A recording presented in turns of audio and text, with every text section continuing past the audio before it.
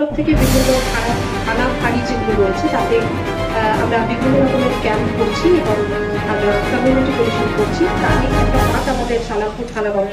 নমস্কার, আমি জিনাঞ্জন, টিএসএনএম নিউজে আপনাদের স্বাগত। আজ যে খবর দেখাবো, যে খবর আমরা তুলে নিয়ে আসি, সমাজের খবর, মানুষকে উদ্বুদ্ধ করার খবর, কোনো একটা শ্রেণীকে উদ্বুদ্ধ করার খবর, সেই খবর। আপনি কি জানেন যে আপনার এলাকায় এক মহিলা পুলিশ আধিকারিক আছেন, যিনি শিক্ষিকা হতে গেছিলেন, তিনি পুলিশ আধিকারিক হয়েছেন? আপনি কি জানেন আপনার এলাকায় এক মহিলা পুলিশ আধিকারিক আছেন, যিনি তদন্তকারী অফিসার হিসেবে রাজ্যের শীর্ষে তার নাম উঠে এসছে? আপনি কি জানেন আপনার এলাকায় এক মহিলা পুলিশ আধিকারিক আছেন, যিনি 2012 সালে গ্র্যাজুয়েশন পাস করেছিলেন, তারপর বিএডে ভর্তি হয়ে গেছিলেন শিক্ষিকা হবেন বলে, কিন্তু তিনি পুলিশ আধিকারিক হয়েছেন? আপনি কি জানেন আপনার এলাকায় এক মহিলা পুলিশ আধিকারিক আছেন, তিনি একজন খুব ভালো সঞ্চালিকা? আমরা কেন এইসব বলছি?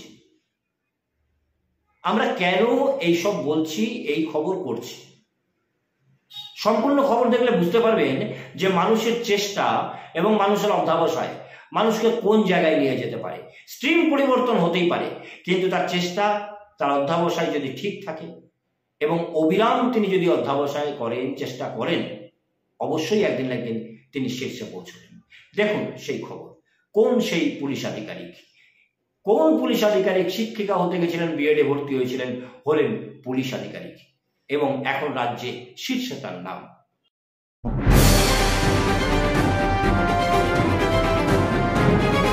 আমরা যার ছবি দেখাচ্ছি, তিনি মহিলা আধিকারিক নাসরিন সুলতানা এবং প্রায় 10 বছরে তিনি 127টার মতো কেস হ্যান্ডেল করেছেন বা ইনভেস্টিগেশন করেছেন, এমনটা বলা যেতে পারে। এবং বেশিরভাগই হচ্ছে পক্সো কেস, অর্থাৎ শিশুরা যে যৌন হেনস্থার শিকার হচ্ছে সেই মামলা।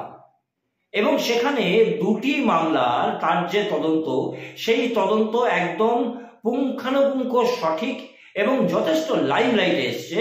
এবং সেই 2টি তদন্তের ভিত্তিতে পশ্চিমবঙ্গ সরকারের পক্ষ থেকে সিএম মেডেল, মুখ্যমন্ত্রীর মেডেল তিনি পেয়েছেন। কাগজপত্র এসছে এবং সময় মতো তিনি মেডেলটাও পেয়ে যাবেন। এবং সেই বিষয়টা হচ্ছে যে একজন মহিলা আধিকারিক, যিনি 2012 সালে গ্র্যাজুয়েশন পাস করেছিলেন, 2014 সালে তিনি পুলিশে জয়েন করেছিলেন, কিন্তু 2012 সালে গ্র্যাজুয়েশন পাস করার পর তিনি বিএডে ভর্তি হয়েছিলেন তিনি শিক্ষিকা হবেন বলে। কিন্তু তারপর 2014 সালে তিনি পুলিশে চাকরি পান এবং পুলিশে চাকরি পাওয়ার পরে তিনি তার কর্তব্য পালন করেন এবং তা করতে করতে এমন একটা জায়গায় তিনি পৌঁছে যান যে তার তদন্ত, অর্থাৎ তদন্তকারী অফিসার হিসেবে তিনি কিন্তু সিএম মেডেল পাচ্ছেন এবং সিএম মেডেলের কাগজপত্র সমস্ত চলে এসছে এবং খুব সম্ভবত আগামী জানুয়ারি মাসে তিনি সেই পুরস্কার হাতে পাবেন। এবং এই বিষয়কে কেন্দ্র করে পুলিশের বড় বড় আধিকারিকরা তারাও যথেষ্ট কিন্তু গর্ববোধ করছেন। এবং এই পুলিশ আধিকারিক নাসরিন সুলতানা একসময় আসানসোলের ওমেন্সে ছিলেন, তারপর সেখান থেকে তিনি উখড়ায় পোস্টিং ছিলেন, এই মুহূর্তে তিনি রূপনারায়ণপুর আইসি সেখানে কর্তব্যরত রয়েছেন এবং তার দায়িত্ব তিনি সামলাচ্ছেন।